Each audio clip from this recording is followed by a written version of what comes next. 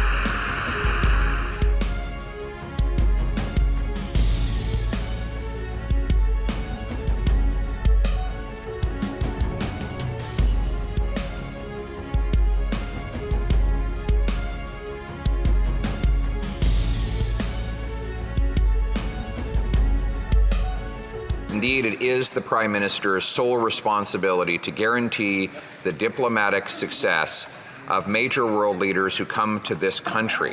It is the Prime Minister whose government is responsible for both security and diplomatic vetting of everyone that comes in close proximity of a foreign leader on Canadian soil, particularly a foreign leader who is at war. The government has now admitted that they vetted everyone who was in attendance that day. Will the Prime Minister apologize for having vetted this individual and letting him come anyway? The Honourable Government House Leader. Mr. Speaker, like all members of this chamber, I am incredibly disappointed in the fact that this individual was invited, as you yourself, Mr. Speaker, have confirmed by you, was recognized in the gallery. I found out, just like every other member in this House at that time, that this individual was present. This is deeply embarrassing for us as parliamentarians, as Canadians, and it is something that I think all of us take extremely seriously, and I would ask my honourable colleagues not to politicize this moment. Thank you, Mr. Speaker. The Honourable Leader of the Opposition.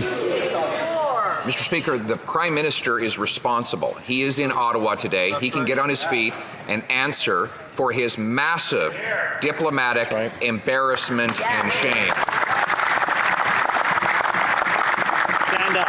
That minister admitted that the government vetted every single person that was here for the speech. That was the job of the government, which has an entire security and diplomatic apparatus set up for that purpose. Will he finally take responsibility for his latest embarrassment and apologize to Canadians for this massive attack? The Honourable Government House Leader. Mr. Speaker, as a descendant of Jewish Holocaust survivors, I am personally very hurt by the fact that this chamber recognized this individual. And I am sure that everyone feels the same way in this chamber.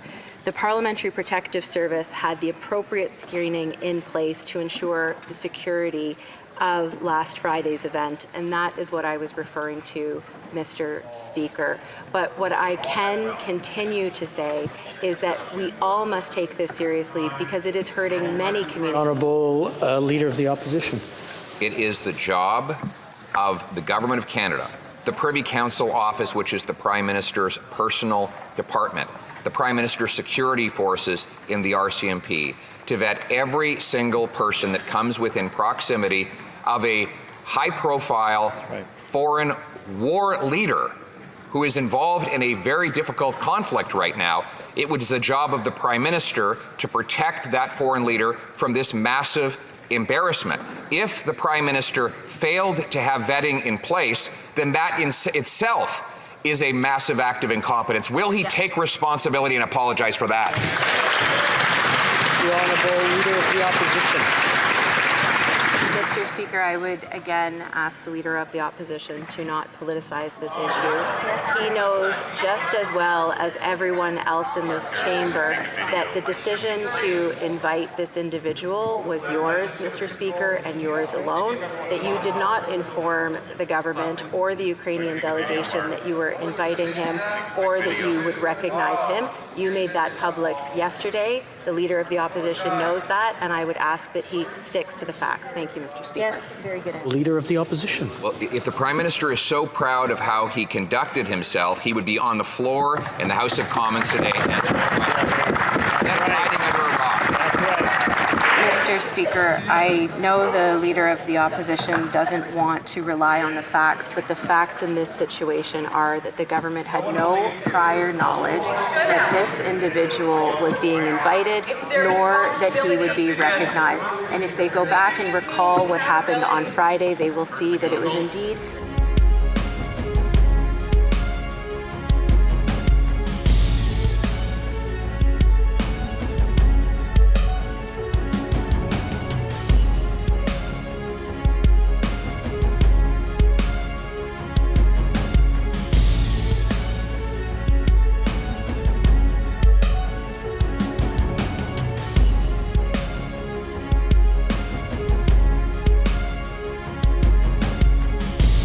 It's extremely upsetting that this happened.